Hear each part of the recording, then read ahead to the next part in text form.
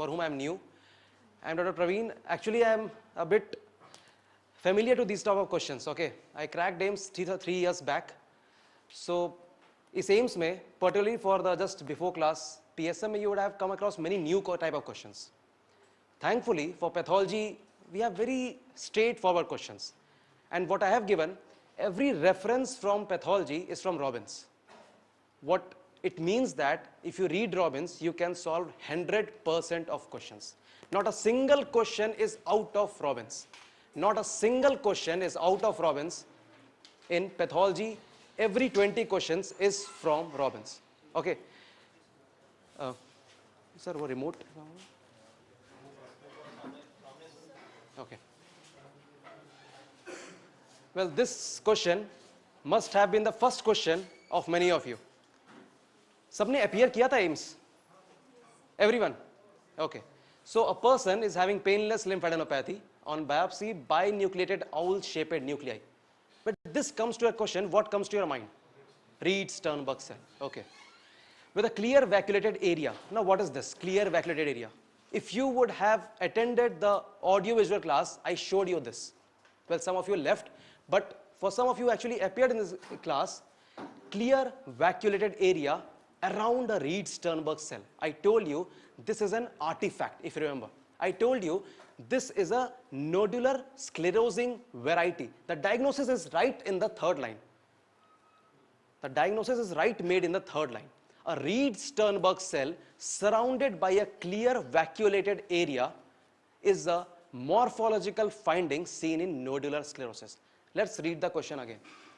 With CD15 and CD30 were positive, what is the most probable diagnosis? Well, 15, 30 positive. We are not talking about the B cell markers. CD20 we are not talking about it. 15 and 30 means we are into the Hodgkin's disease.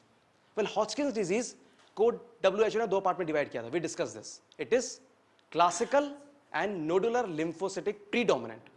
Okay, because they behave differently. What is there in the nodular sclerosis? Now these are what we are talking about, the clear space area. These are the artifacts which are formed during the cutting of the section. This artifact in which there is a Reed-Sternberg cell situated is a prominent feature of nodular sclerosis variety of Hodgkin's disease. Okay, 1530 is positive, which comes in all variety of classical, unlike nodular lymphocyte predominant in which CD is positive and 45. Okay, so the diagnosis is quite clear. If you get CD15 and CD30 as positive, CD15 and CD30 as positive, you are talking about classical Hodgkin's disease. And when you get a CD45 positive with CD20 positive, you are talking about nodular or lymphocyte predominant Hodgkin's disease.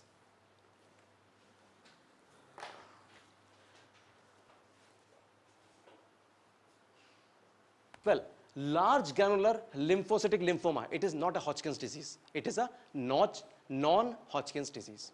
So that is excluded. Lymphocyte depleted में, the question would have been a person suffering from HIV or an immunocompromised person. This would have been the typical history.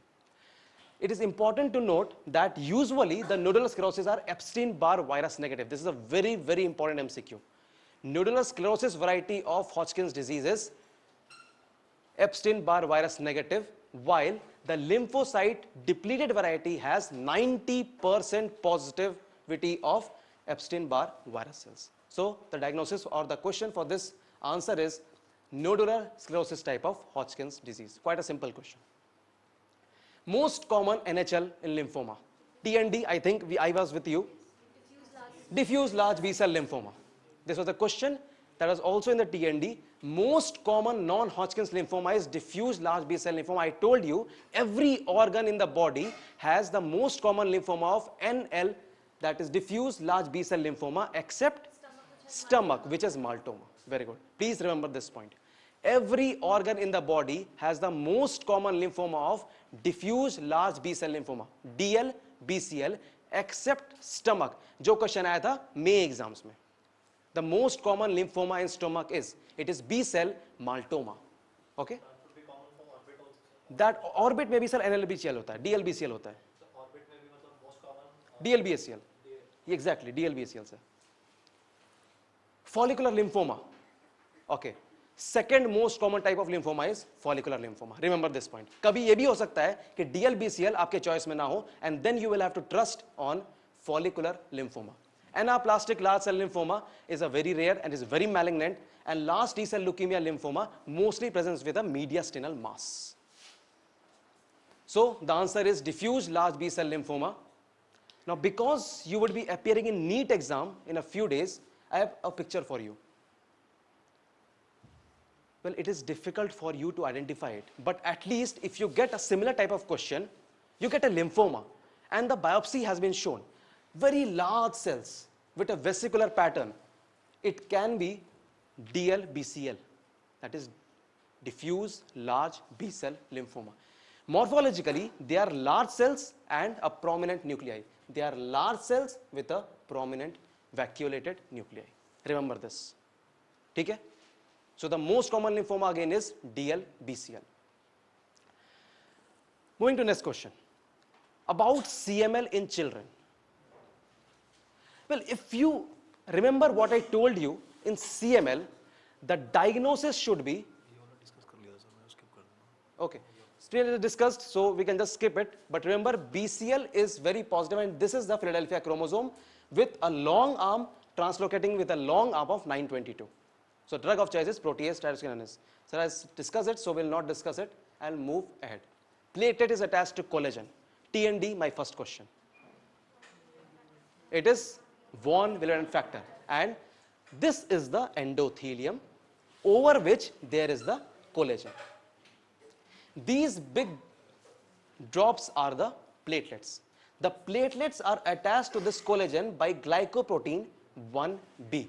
I told you 1 is first, so the main function is addition.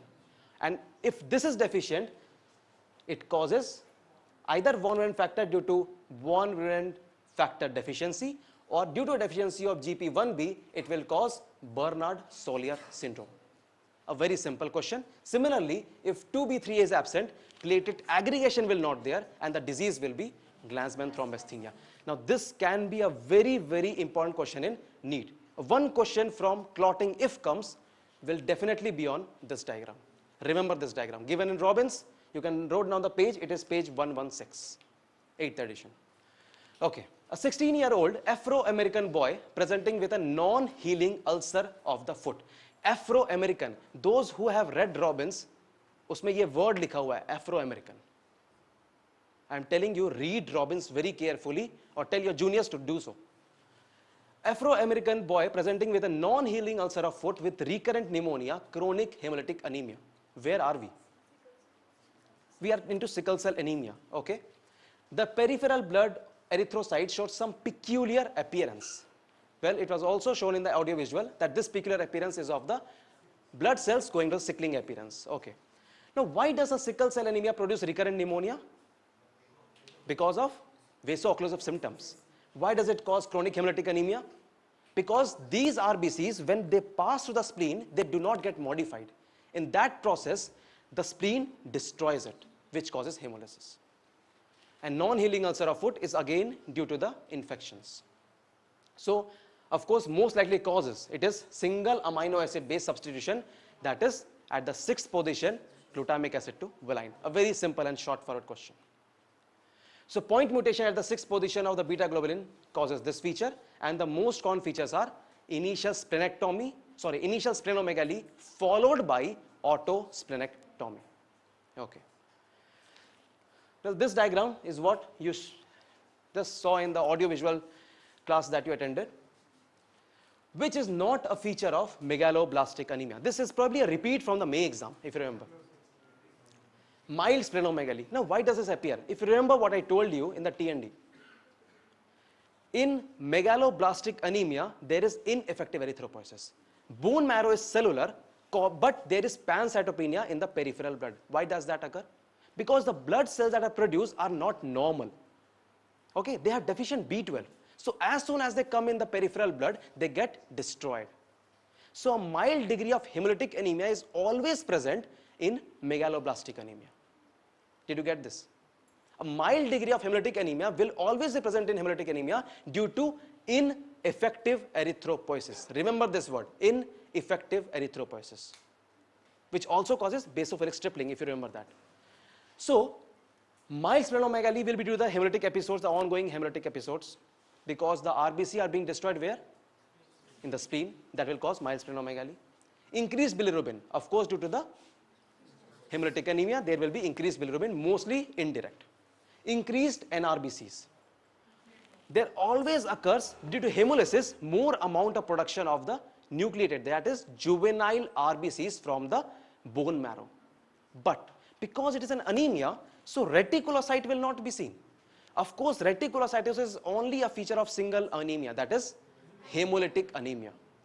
Mild hemolytic anemia will not cause reticulocytosis. It can cause NRBCs. So the answer here is reticulocytosis. What are the other features? If you are asked the most characteristic feature of megaloblastic anemia, it will be macroovalocytes and hypersegmented neutrophils. That is, more than 5 lobes of a neutrophil is a feature in megaloblastic anemia. In iron deficiency anemia, probably this was a very controversial question that was asked in this AIIMS.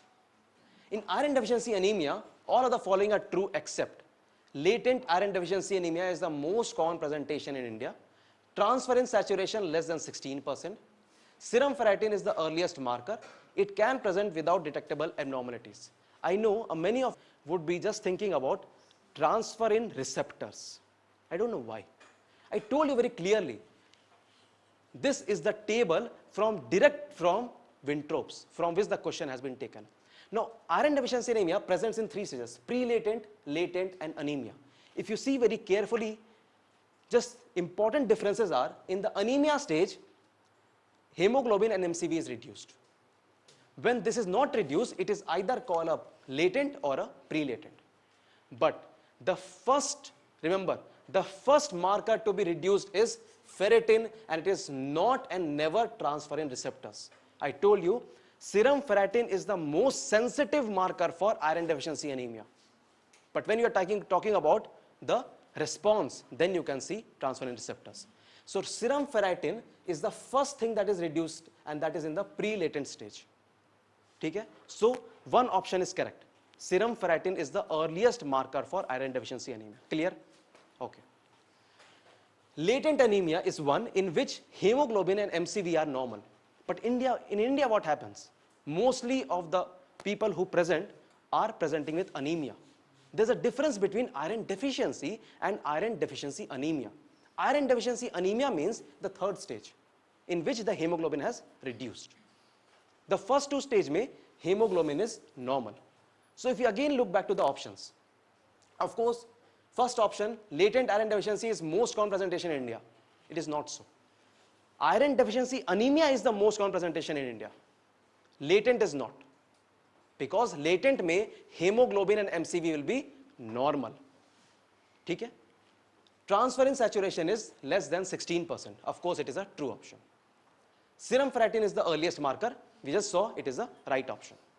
It can present without detectable abnormalities. Of course, it can present with any detectable abnormalities.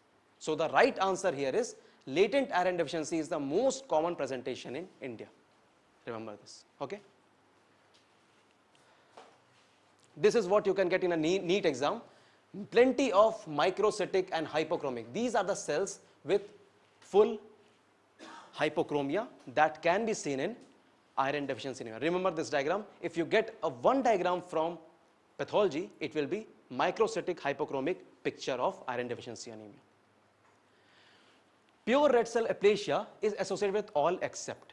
This unfortunately was also taken from the direct table of Winthrop's.